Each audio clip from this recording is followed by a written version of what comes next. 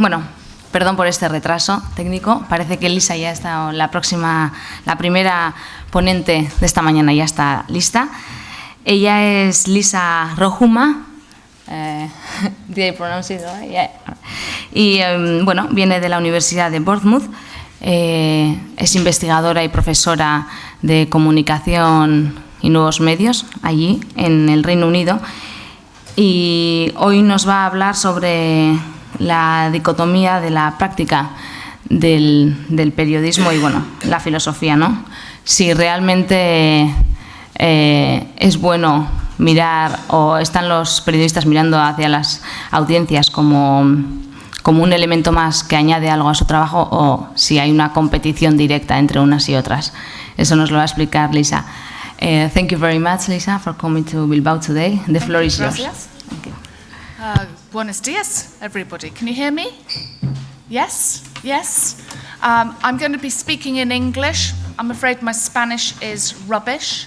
Absolute rubbish. You're all communicators. Who wants to be a journalist here? I was a journalist. I still want to be a journalist, yes? Some of you? And some of you in the communication industry. Fantastic. Are you all students of the University of the Basque Country? País Vasco. Yes? We're in the right place at the right time. Brilliant. Fantastic. Okay. We're all internet journalists as well. As you can see, there's a joke somewhere about how many internet journalists does it need to, change a light bulb. But here we are now. This is the first presentation, and we're going to talk in terms of the dichotomy of practice and philosophy in digital journalism. I'm thinking about the reader, and often start thinking about the reader as our competitor or our collaborator. Oh, no single. Is it going to come back?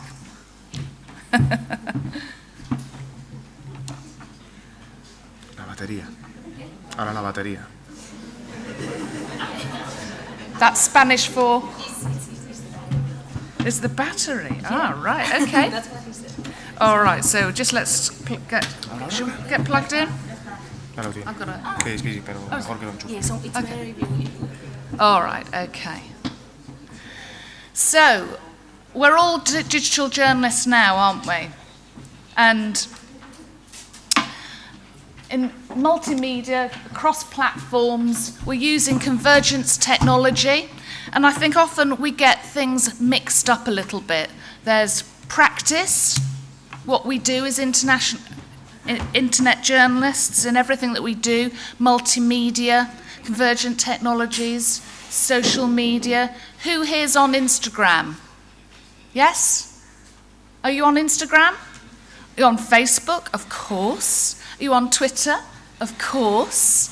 All of these things make sure that we're all now connected. And as journalists, we're expected to connect, to tell stories. So what I'm going to talk about here is about the fact that we now can connect with our readers in a way that we never dreamed about 20 years ago when I was a journalism student, or even longer than that. What's the most defining part of the internet? Well, for me, it's definitely interactive, being able to talk to other people, professional journalists, and that means the potential for advocacy, for blogs, for us to be able to get user-generated content and to work with other people. The big word is participation, isn't it? And we as journalists. Now, what about our philosophy? Well, journalists aren't traditionally great philosophers anyway, but we've had to really think about it. What is our philosophy now? And if practice is what we do, then the new philosophy has got to be who's doing it and why and how we can work together. So the we, I don't know if you're familiar with this former journalist, Dan Gilmore. He outlined how everything was going to change with the internet in terms of internet journalism. In his book, We the Media, Grassroots Journalism by the People, for the People. Anybody read this book? I definitely recommend it. It's the book that still inspires me as somebody who worked in the days of print, who went on to work in the days of digital, who's now thinking about multi-platform journalism, new technologies, new ways of news gathering. It's an exciting place to be, but everything's changing. So I go to a lot of conferences and people talk about journalism as though it's something that's going to stay as it is now. We all now have to be futurologists and think about journalism as it's changing. And because of technology, it will continue to change. If the new rules of engagement are not control, we don't control, we now engage, why is it that still so many journalists, and I'm being deliberately provocative to get you thinking and asking questions, why is it some journalists, I've got to be more accurate, some journalists a little bit patronising to what they used to call their audience? I don't think we can use words like audience anymore. You guys, you're listening to me, but I'm not here to entertain you. I'm just here to express, participate with you, engage. And that's how I think we think of our readers as well. So some of the things I don't like, I don't know if you agree with me about journalists, are all of those sort of things where the journalist says, yes, we engage with our readers, yes, we want to know what you think, send us your pictures, tell us your thoughts, you know. And for some journalists, you know, we're still thinking about our readers as these people who sit in these sort of seats and basically read a newspaper and say, oh my goodness, the hypothetical person, the reader, who I keep on reading about is me. So for decades, journalists wrote stories as though they knew who the reader was. But how can you know who your reader is just through the letters page? Now we have technology, that data, the marketeers love it, our advertising colleagues love it, PRs love it. All of that content and data tells us who our readers are, their names, where they come from, what they're reading, at what times in the morning. We follow our readers. Readers aren't following us, we are following our readers via tweets. And we can tweet them and they can tweet us back. They're telling their old stories. So one of the things about we, the media, we now, because we have citizen journalists, is that it's not us and it's not them. So let's not refer to them as them. Old habits die hard. You see this sometimes now, particularly in an ongoing discussion about comments at the end of stories. I actually really like the comments at the end of stories. I think readers like them, otherwise they wouldn't partake in the numbers that they do. So another question for our industry that we're working in, or that you're working in now in Spain, you might be working in the Basque Country, you might become an international journalist working in Europe or beyond. The question is, why, when you're trying to engage your readers, are journalists so sensitive, hypersensitive to comments? Trolls, we all know those sort of people who get a very peculiar, strange kick out of telling us journalists or anybody on the web why we don't know what we're talking about. I think we have to put those trolls where they belong, back in the cave, stick them over there, and realise that actually the web is open to all kinds of people. So you may have read recently how many organisations, big organisations such as Reuters, are turning off their comments.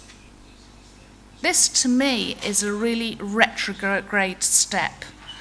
I enjoy, as a reader, reading what other people say at the end of articles.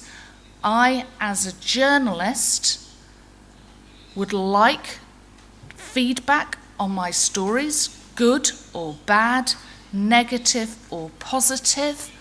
I have to engage with my reader. And here we have an example of somebody just, journalists saying, writers have no control on comment threads. They've been turning off our commenting. And you're probably familiar in the United States with Nieman Lab.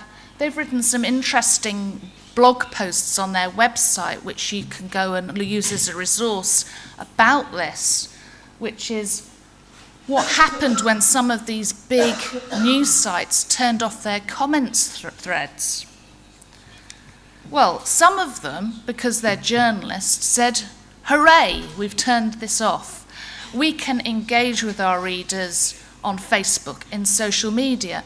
But again, isn't that an old-fashioned view? I'm just asking the question to say we can only have conversations in places where we want to have a conversation, like Facebook or social media or our own controlled communities and forums. So there are many people out there discussing this now. It's a challenge for you to think as a journalist how much you want to engage with your audience. What's your personal philosophy on this? I do not doubt that many of you have different ideas about this, or perhaps you've had different experiences. Perhaps it doesn't worry you at all because you're a new generation of journalists. And hey, Facebook, we know what goes on there. Pinterest, social media, Instagram, we're all part of that world now. Maybe it's not such a big issue. Maybe it's just an issue for old journalists like me. So, in terms of the philosophy, there are other people in Europe, European newspapers, websites and bloggers who say, let's keep all forms of communication open. The idea that you're going to put rules, regulations, and the journalist now is going to be a gatekeeper to this as well is really worrying.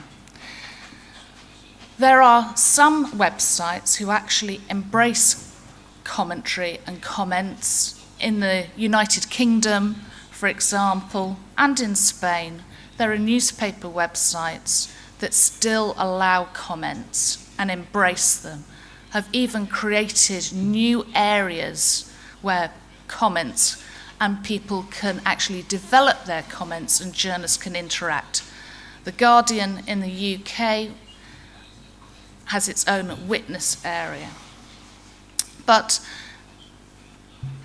why, is my question, why would we turn off our readers as though they're a television set that's too noisy, when there's the technology, the software, and a journalistic imperative to listen to people?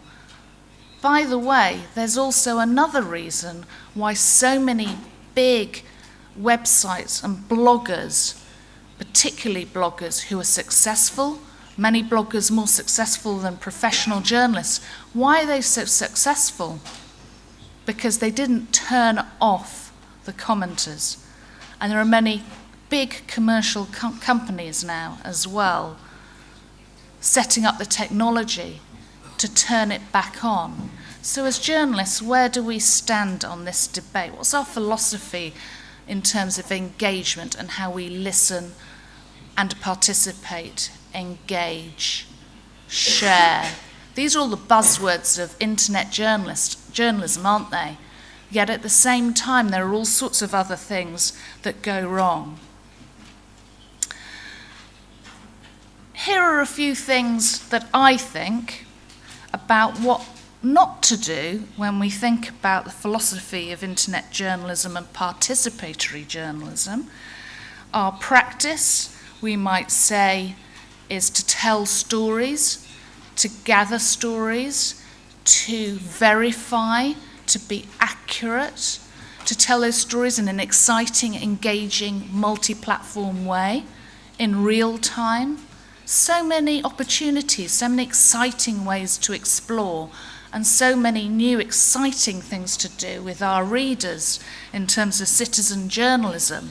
For me, they are not the competitor for me personally as a journalist. They may be seen as a competitor in some spheres of the industry because they may be doing journalism for free. So what can we do? Let's perhaps try and not be so old-fashioned.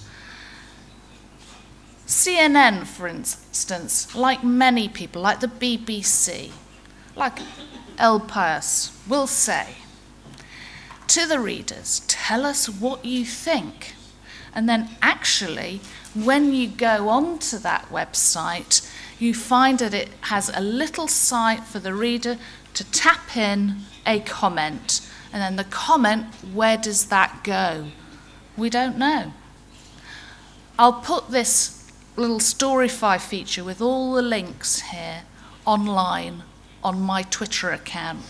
And like a good online journalist, I'll make sure that my hyperlinking is a bit better. So you can go and have a look yourself and see what you think as a participant in journalism, how you think when CNN, when you click onto this, what they do and how they treat the reader. Is that the way you as a journalist want to treat your reader? It can be done well. Guardian witness, as I mentioned before.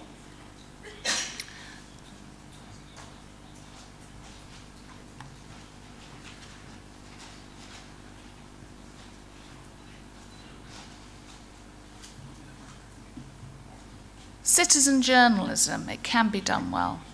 And it can be done in terms of sharing your stories. So let's respect what we call citizen journalists. Who are they? Actually, they're us. You know, you can be a citizen journalist as a professional journalist who gets paid. You might be in your local community, your village, your town, anywhere. So you might just be working with anybody. For me, one of the big things about journalism is, and some of my even older colleagues do not like this, the big thing about journalism is anyone can do it. Don't know if you agree with that, but anyone can do it. You don't need to go to university. When I tell my students this, they're sitting there saying, Lisa, what are you saying to me? But actually, you go to university to make sure your brain is the size of a planet, that you're intelligent, that you can learn all sorts of techniques and ways of intelligent journalism.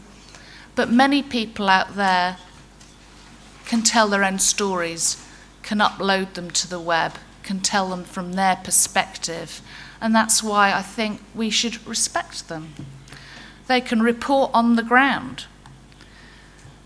What about the riots in the US at Ferguson? We saw that all on our television, didn't we?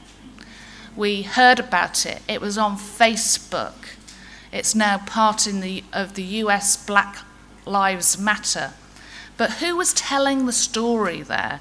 Very difficult for the mainstream press to get in there sometimes.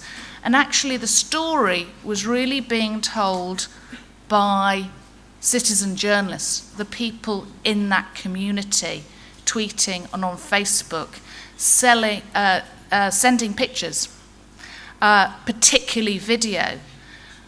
Video now is one of our most strongest multimedia story elements that there is, because we can upload in a flash. Everybody here got an iPhone? Of course you've got the phone that can do everything. That's all we need to tell a story. So what I say is, with the citizen journalists, let's work with them. We can still be independent. We can collaborate. We can ask them questions, just like a reporter would. journalists have been known to interview other journalists. And by the way, did you know that in Ferguson, when there was all of these riots going on, that quite a lot of the time police were confiscating phones? And how did we know about this? Well, we knew about it because somebody went on a website and posted a comment. The website was salon.com. I think some journalists are quite afraid of participatory journalism. And I think part of that is they're just worried about being independent, being balanced. Some journalists don't even want to think about advocacy journalism, campaigning journalism, investigative journalism. That's your choice, isn't it, about what you want to do. You're the next generation. You're going to inspire me, hopefully inspire other people who don't take part in this, who actually just want to consume and be a reader. But nearly everybody now is a participant anyway. A good example just recently from some of my colleagues at Bournemouth University. Bournemouth University is very much a media sort of university. It's in the south coast of the UK, right on the coast, a seaside town. A few colleagues there who are thinking about citizen journalism decided to set up a citizen journalism website called Aftershock Nepal. You might want to have a look at it as an example.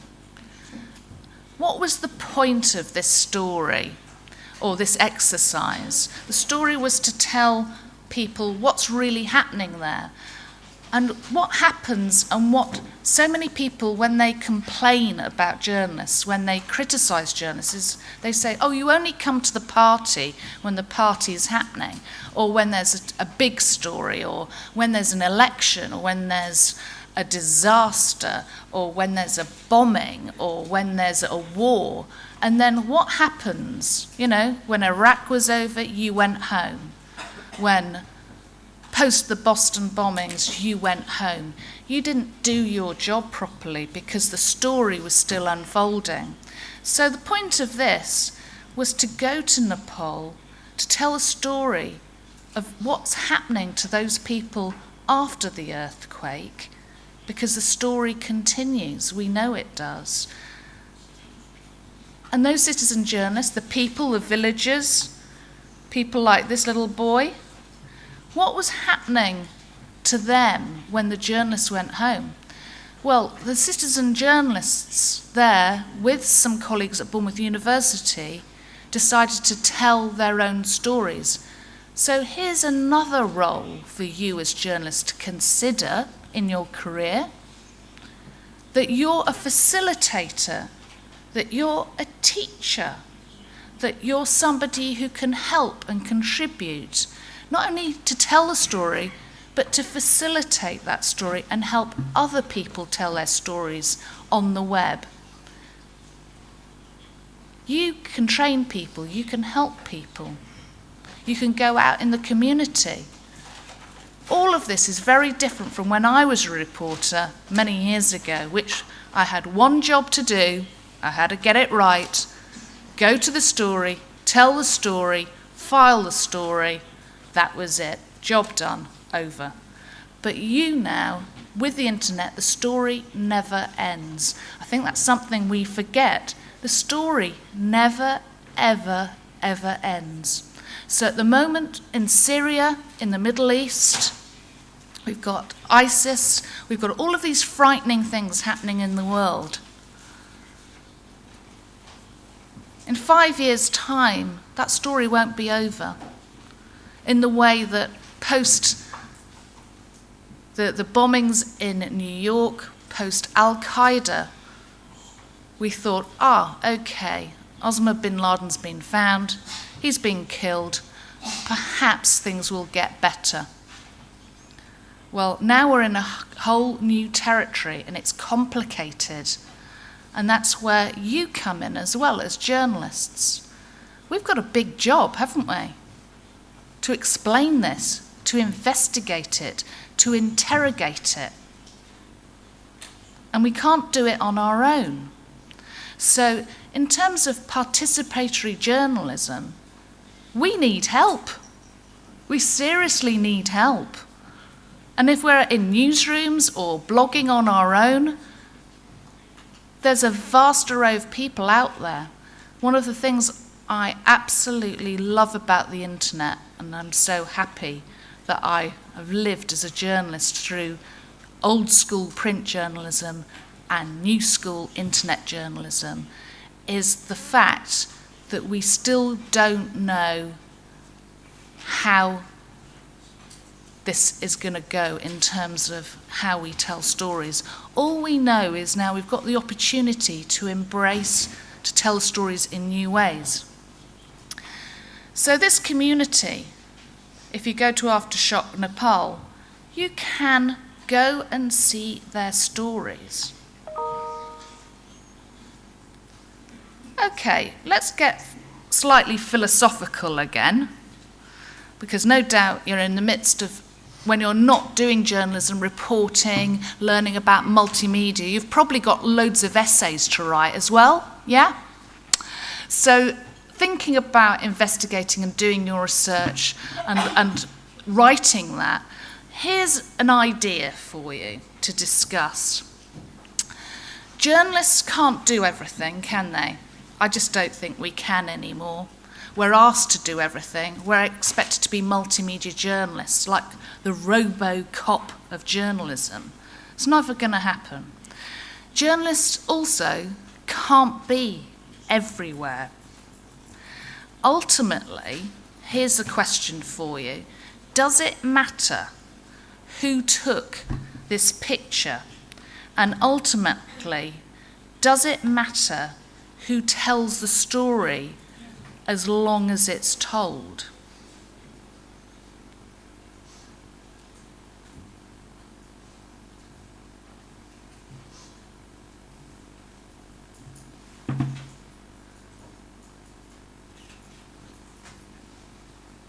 Okay, that's my talk, but that picture, which went round the world, really hit home, didn't it?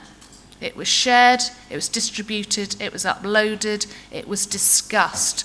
People discussed it online.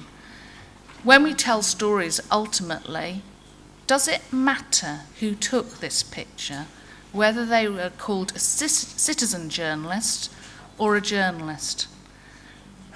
Isn't it finally the biggest thing that we want as journalists, to just make sure the story is told?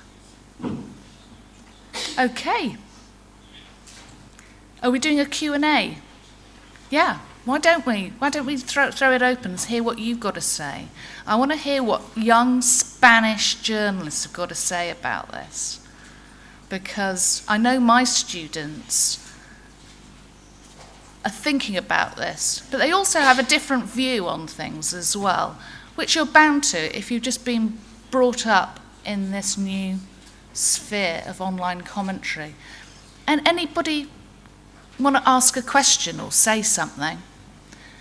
Be brave. We're in the Basque Country.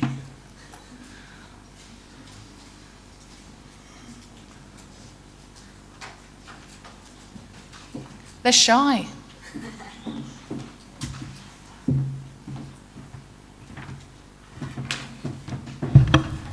Thank you very much, Liisa. Bueno, Liisa bukatu du bere interventzioa, ha terminado su intervención, entonces, bueno, pues si tenéis alguna pregunta o duda, comentario que lanzarle, ahora es vuestra... Ahora tenéis unos minutos para preguntar lo que queráis o comentar algo. Sí, bai. Mikrofonoak?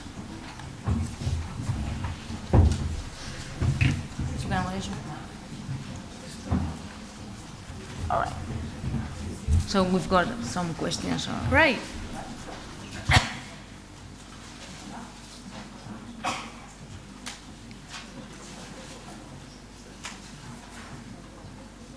Hello, good morning.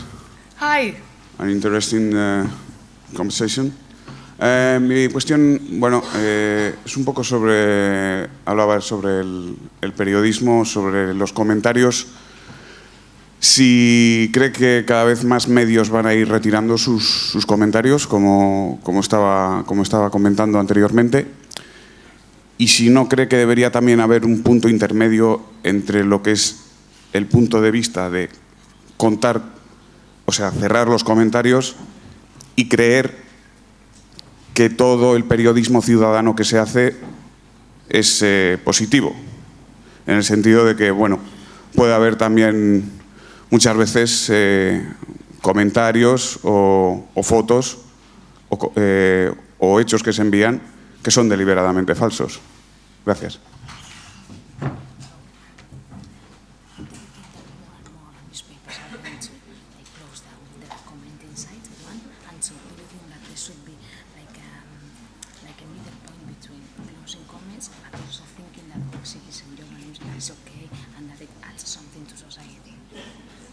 Okay, yes, some interesting thoughts there. At the moment, many big websites are closing down their comments. I think they're going to do it, and then they will look in about a year's time about how much they engage their reader, and they'll look at the statistics, they'll look at hits, they'll look at who their readers are again. And the danger, I think, is that those readers are going to go off the website and they're going to continue that debate elsewhere. It could be on Facebook, it could be on their own websites. So, you know, this talk was the reader as competitor. Perhaps that might happen as well. I really believe that will happen. I know when I worked on the Financial Times website, fd.com, at one point the readers felt that they wanted to contribute more on a particular subject. It was house prices, the economy, a very big subject for them and their lives. It mattered to them. It wasn't just about the latest news story on statistics. When they felt that the story wasn't being told enough or in the way that they want it to be told, they went elsewhere and set up their own online forum. So there is a big danger there. And I really think that they will rethink this. Many of them, it's for practical reasons they're turning off comments. It's because of moderating them. That can be challenging. It's time-consuming, for a start. It costs money. It needs an intelligent brain. Also, a lot of journalists are thinking, I don't actually want to be a moderator on comments because, again, I'm editing my audience, my readership. But I think that comments do add flavour and a layer of reaction. And journalists always want to know about impact and a reaction to a story. And when I read comments, I always think that they add something to the story. They're a new perspective. I filter myself, and I think actually maybe this new generation of journalists will filter. Now, whenever I see anything that's vaguely silly or stupid or troll-like, I just filter it out. I just don't spend time there. Because the one thing that I tell my students is when they set up their websites and they'll say, there's some idiot on my website saying this and that I'm an idiot, or worse words. And I just say, don't feed the troll. Don't reply to them. Where you can, cut them off completely. Don't feed the troll, because that's what they want. So I think comments and forums and dialogue between the journalist and the reader is really important. It's where you might find stories and contacts as well. If we want to come back to the practice of journalism, why have comments? Let's be practical about it. Let's say, there may be some interesting information here that we're not aware of. My friends who really love technology websites, and a lot of people, absolutely, the blogosphere is full of technology websites. The comments are sometimes the thing that people value the most, because it's people who work in Silicon Valley, it's technologists, it's futurologists, it's academics who contribute to those comments, and people feel that they're going into the underbelly of the story. You know, whenever there's going to be a new Apple launch, hey, as a journalist, what am I going to do? Google it? Look at what the bloggers say? No, if I want to know anything about the new Apple, whatever it is, I'll go to the comments on some of these serious technology blogs, because I'm likely to find something out there from somebody who is in San Francisco right now and has got a friend of a friend who might know something.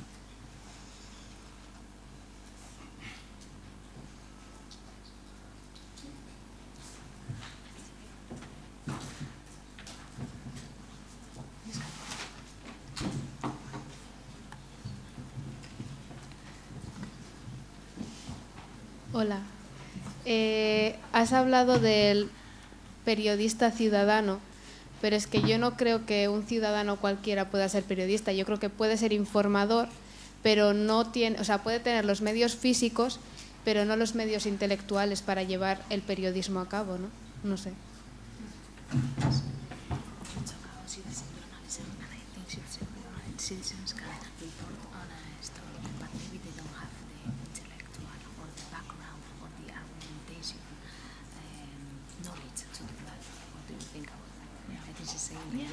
Absolutely. Good question. You could say citizen journalists. Here's some citizen journalists up here. They're telling their story. The winter's going to be harsh. We can't keep on living in this tent. I think that sometimes we think that we as journalists are, you know, that we're always excellent and that we're always good. Sometimes journalists aren't very good. We know that, don't we? We hope that you going to university, you will actually buck that trend. But your question is really about, have they got the skills? Have they got the knowledge? Do they know how to get the story out effectively? Does somebody in Nepal who's suffered an earthquake know about websites or tweeting? Answer is no, they don't. But here they are, and it's journalists who have gone out there to facilitate them telling their story. It's just one perspective. It's their view, it's their opinion. And I think one of the things that journalists have to realize is that journalism is changing, the technology is changing, the lines of engagement change and shift, and that things are blurring as well. That makes people feel very nervous, particularly journalists who want jobs and careers. You know, that idea of, I'm a journalist, only I can tell this story, it's my story. No, it shouldn't be your story. I've said that as a reporter, this is my story. You know, get off my patch, you know, I want to tell this story, it's mine. No, that's wrong.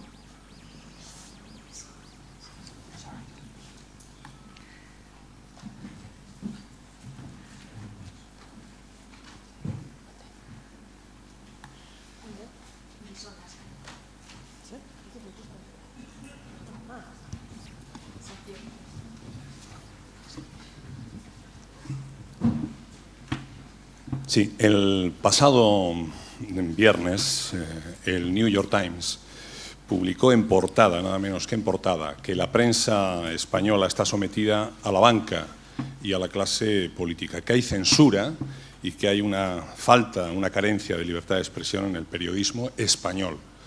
Esto nos puede llevar, nos debe llevar a preguntarnos, teniendo en cuenta lo que nos estás contando, es si los ciudadanos, la ciudadanía, digamos, la ciudadanía periodística, los que, sobre todo aquellos que hablan, escriben y tienen buena información de primera mano, porque pudieran ser fuentes informativas de los periodistas profesionales, están llamados a ampliar los horizontes de la libertad de expresión y de qué manera puede impactar esta ciudadanía, digámoslo así, periodística, en ampliar la mirada y, desde luego, esta responsabilidad a la que desde el New York Times desde allí nos están apelando.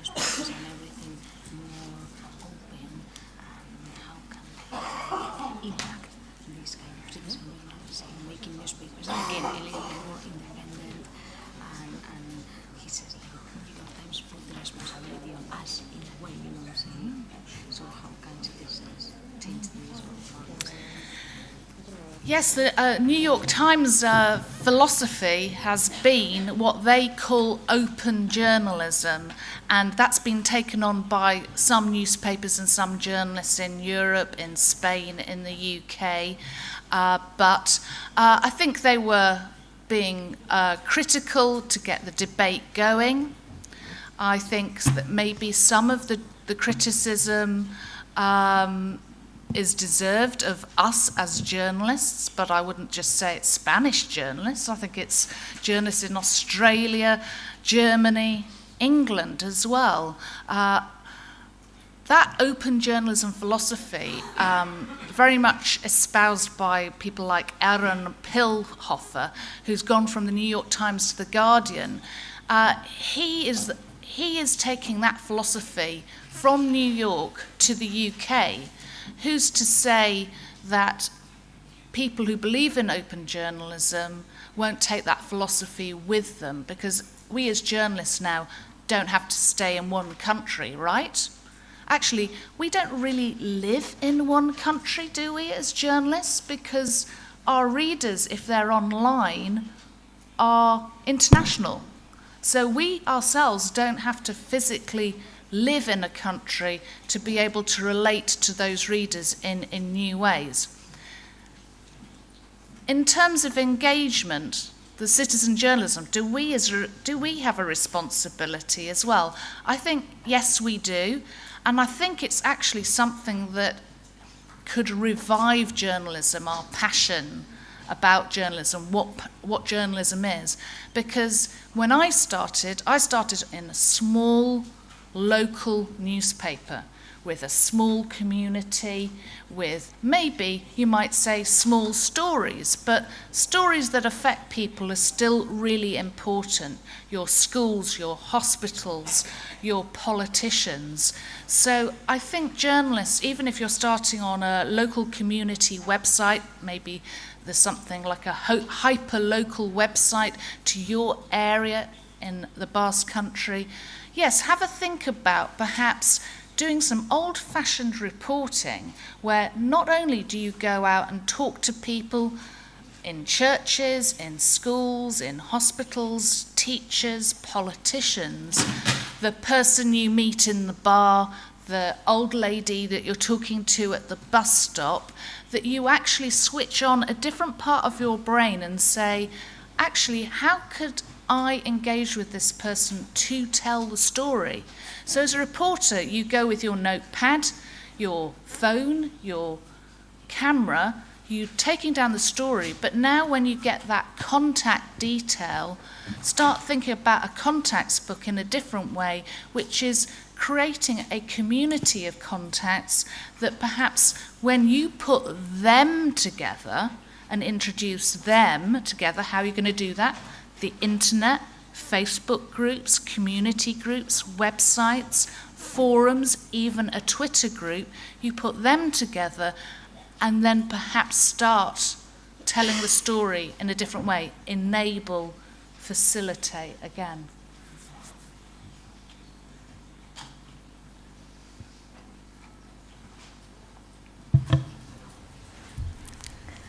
Galdera gehiago? ¿Tenéis más preguntas?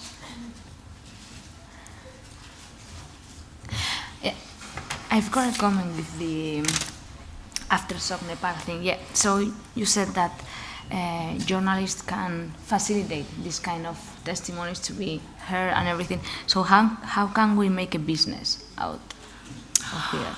That's a whole new conference. How do we make money? Because we all want to be paid as journalists. You all want to get a job, right?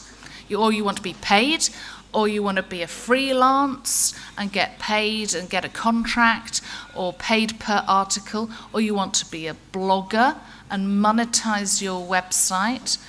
How do you make money out of it? The New York Times is struggling on that one. El Pers is struggling on that one. Who's making money? Maybe new websites in different ways of telling stories. A lot of people like BuzzFeed. A lot of people hate BuzzFeed. I quite like it. It's just a new way of getting stories out. They're making money. Maybe we can start putting our stories, our journalism on new platforms. This isn't a new idea, but if you're a young journalist, what's the biggest way that you can get your story out to begin with? Facebook. So instead of just putting a link and saying, here's my story on Facebook, use Facebook to tell that story and direct that to your web to then get the community. Without the community, you're not going to get advertisers. Without telling stories about people, you're not going to get advertising. The only way you're going to make money is selling product, selling advertising space, selling real estate space on your website, sponsorship. All of these different things are ways that we have to think about how we're going to monetize and pay for our journalism. But it's a massive challenge because many people now will go to Twitter. I go to Twitter first thing in the morning. I know a lot of people go to Facebook, but I'm a Twitter person. I go to my timeline, and most of the content there that I'm reading is free. So this is a massive challenge in terms of how we're going to do it. It may be they're going to be smaller websites rather than vast, great big corporate giants like the BBC. I mean, they're not a corporation in the same way, I know, but I'm thinking about the New York Times, thinking about the big old newspaper industry that made millions.